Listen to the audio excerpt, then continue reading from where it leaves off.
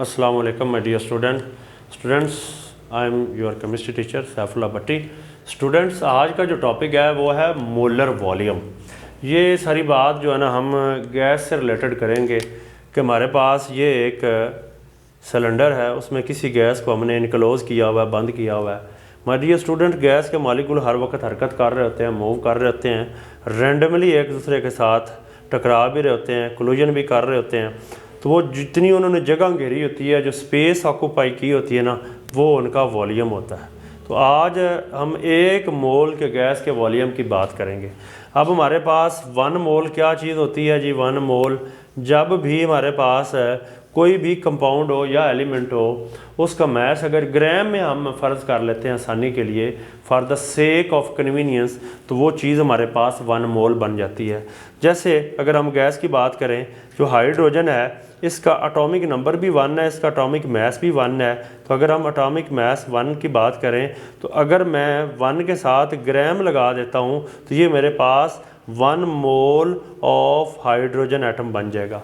1 mole of hydrogen atom की बात करेंगे। कोई भी गैस है, अगर उसका मास जो है यानी कि सम ऑफ प्रोटॉन न्यूट्रॉन जो है, एटॉमिक मास AMU में के बजाय हम उसके साथ आसानी के लिए ग्राम लगा देते हैं, ठीक है। तो अगर इसके मॉलिक्यूल की बात करें तो वो H2 होगा, तो वो क्या हाइड्रोजन मॉलिक्यूलर फॉर्म में माय डियर स्टूडेंट पाई जाती है, तो इसलिए ये हमारे पास राउंड अबाउट 2 ग्राम बनेगा। तो अब ये 1 मोल ऑफ H2 आ जाएगा।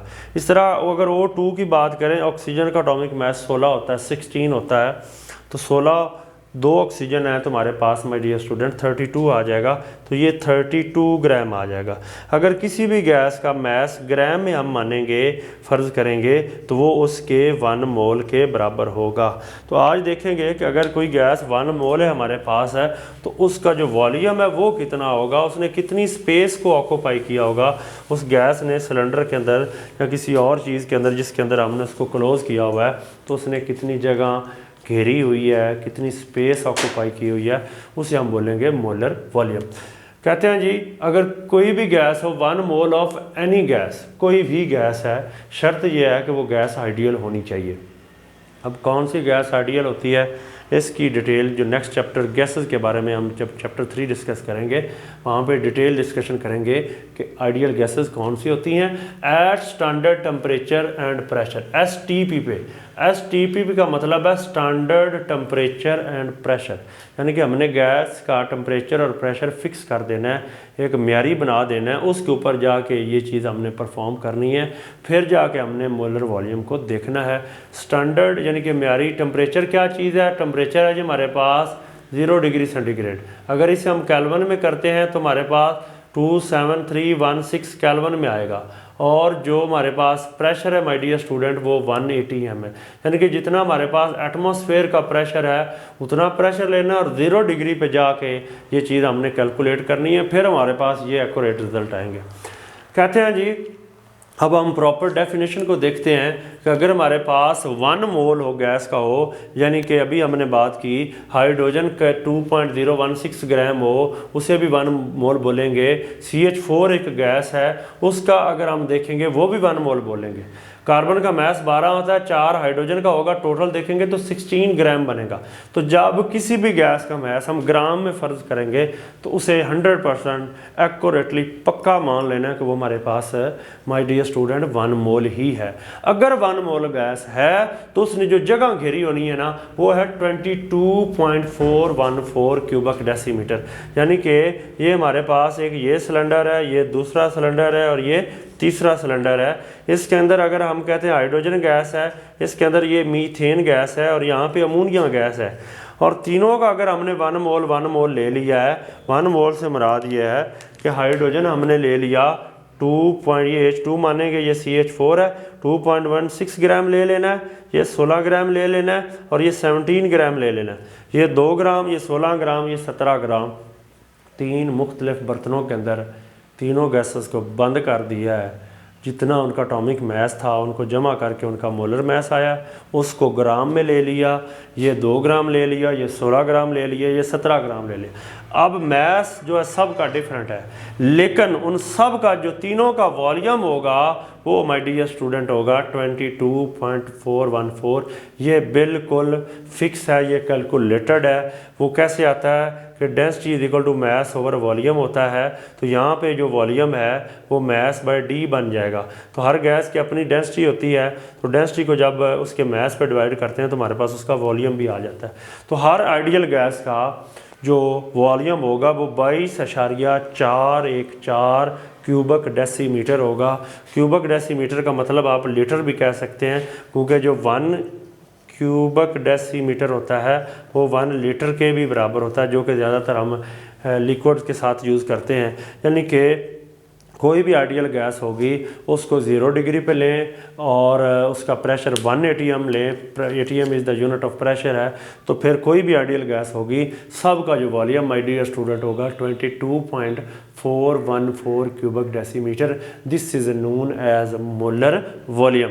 ये सब का 1 मोल लिया था, तो सब का देखें कि ये जो वॉल्यूम है हमारे पास माय डियर स्टूडेंट ये 22.414 क्यूबिक डेसीमीटर आता है, यानी कि 22.414 cubic decimetre. Same case hair and also same case hair, ये भी उतना ही है। ये बीच में एक नई चीज़ आ गई है 6.02 10⁻23। ये क्या चीज़ है? ये है नंबर ऑफ पार्टिकल, जिसको Na बोलते हैं। एवोगैड्रो नंबर जो है ये नंबर ऑफ पार्टिकल्स के लिए यूज़ करते हैं। यहाँ पार्टिकल्स हमारे पास मॉलिक्यूल्स हैं, H2 के मॉलिक्यूल हो सकते हैं, CH4 के मॉलिक्यूल हो सकते हैं, या अमोनिया गैस के मॉलिक्यूल हो सकते हैं। अगर ये बात आज पल्ले बांध लें, कोई भी गैस उसका अगर 1 मोल होगा तो ये भी पक्का है कि उसके अंदर 6.02 10⁻23 ही पार्टिकल्स होंगे। ये डिजिट जो है इसे एवोगैड्रो नंबर बोलते हैं, Na से ज़ाहिर करते हैं। इसका कॉन्सेप्ट अमीडो एवोगैड्रो एक बंदा था, उसने इंट्रोड्यूस करवाया था। कोई भी अगर गैस या कोई चीज़ 1 मोल होती है उसके अंदर इतने पार्टिकल्स होते हैं, और इतने पार्टिकल होंगे तो उसका वॉल्यूम भी उतना ही होगा। यानी कि जितने पार्टिकल उतना ही वॉल्यूम होगा अगर वो 1 मोल होगी। मैस जो भी हो। अब ज़रा देखें, ये हमारे पास डिफरेंट केस आ जाते हैं। अगर ये हाइड्रोजन ये हमारे पास है, मीथेन का मॉलिक्यूल जो है थोड़ा ज़्यादा होगा, और अमोनिया का मॉलिक्यूल जो है थोड़ा और ज़्यादा होगा, क्योंकि इसका मैस तो सिर्फ 2.016 है, इसका 16 है, और इसका हमारे पास 17 ग्राम है। तो अगर एक मॉलिक्यूल की बात करें तो इसका मैस तो थोड़ा है, इसका मैस और ज़्यादा है, इसका मैस और ज़्यादा है। अब होना तो ये चाहिए जिन मॉलिक्यूल का साइज़ ज़्यादा है, साइज़ बिगर है, उनके जो वॉल्यूम उनका ज़्यादा होना चाहिए। ये बात तो समझ आती है कि जो छोटे मॉलिक्यूल हैं, छोटे साइज़ वाले हैं, उनको कम जगह घेरनी चाहिए थी, और जो ज़्यादा हैं उनको ज़्यादा जगह घेरनी चाहिए थी। तो ये मीथेन का और अमोनिया का मोलर वॉल्यूम यानी कि ये कहीं डबल ट्रिपल हो जाना चाहिए था, लेकिन ये बात गैसेस जो आइडियल गैसेस हैं या गैसेस के लिहाज से ये बात एक्सेप्टेबल नहीं है, क्योंकि गैस के मॉलिक्यूल के दरमियान my dear student empty spaces होती हैं, खाली जगह होती हैं, वो वाइडली सेपरेटेड होते हैं, दूर दूर होते हैं, एक दूसरे से अवे होते हैं। कितना अवे होते हैं? ये एक हमारे पास मॉलिक्यूल है ना, वो अपने डायामीटर से 300 टाइम्स एवरेज अवे हो सकता है। यानी कि ये है ना, इसका 300 गुना इस साइज़ का अगर हम करें तो दूसरा मॉलिक्यूल इतना उससे दूर होगा। यानी कि इतने दूर दूर होते हैं। तो कोई मॉलिक्यूल छोटा हो या बड़ा हो, बज़ाहिर तो ये हमें नज़र आ रहा है कि बहुत ज़्यादा गैप है, लेकिन मॉलिक्यूल के साइज़ से लिहाज से इतना नहीं होता, क्योंकि उनमें खाली जगह होती हैं। वो छोटे मॉलिक्यूल हों या बड़े हों, वो एम्प्टी स्पेसेस रखते ही हैं, उनका वॉल्यूम उतना ही होगा। उम्मीद है आपको ये बात समझ आई होगी, क्योंकि जो मोलर वॉल्यूम है वो नंबर ऑफ पार्टिकल पे डिपेंड करता है, ना कि साइज़ पे डिपेंड करता है। अब इसका साइज़ कम है, इसका ज़्यादा है, इसका और ज़्यादा है, लेकिन पार्टिकल यानी कि number of molecule, number of particle या नंबर ऑफ एटम व्हाटएवर वो सेम है हर केस में। अगर आइडियल गैस होती है वो अगर 1 मोल होगी, इसका मैस ग्राम में लेंगे तो वो 1 मोल होगी। इतने पार्टिकल्स होंगे, पार्टिकल्स इतने होंगे तो माय डियर स्टूडेंट्स जो हैं उसका वॉल्यूम इतना है। ये शॉर्ट क्वेश्चन भी आता है कि जो लाइटर गैसेज हैं उनका मैस कम होता है, लेकिन उनका जो मोलर वॉल्यूम वो इक्वल क्यों है? The reason is quite simple. आपने ये कहना है because there are empty spaces among the molecule of the gas, और इसलिए उनका जो रेडियस है, जो उनका अपना डायामीटर है, उनसे 300 टाइम उनके दरमियान एम्प्टी स्पेसेस होती हैं। इसलिए उनका जो मैस है, जो उनका साइज़ है, वो उनके वॉल्यूम के ऊपर इफ़ेक्ट नहीं करता, बल्कि वॉल्यूम के ऊपर जो चीज़ असरअंदाज होती है वो नंबर ऑफ़ पार्टिकल्स है। ये जो वॉल्यूम है ना हमारे पास, मैं बार बार रिपीट कर रहा हूँ माय डियर स्टूडेंट कि आपको अच्छे से समझ आ जाए, 22.414 क्यूबिक डेसीमीटर जो हर आइडियल गैस का होगा उसे हम मोलर वॉल्यूम बोलेंगे। इस चीज़ को बेस बना के बहुत इंपॉर्टेंट MCQs होते हैं MD कैट के लिहाज से, कैट के लिहाज से या पेपर पॉइंट व्यू से, जिसके हम नेक्स्ट लेक्चर के अंदर जो है ना उसकी कैलकुलेशन भी करेंगे।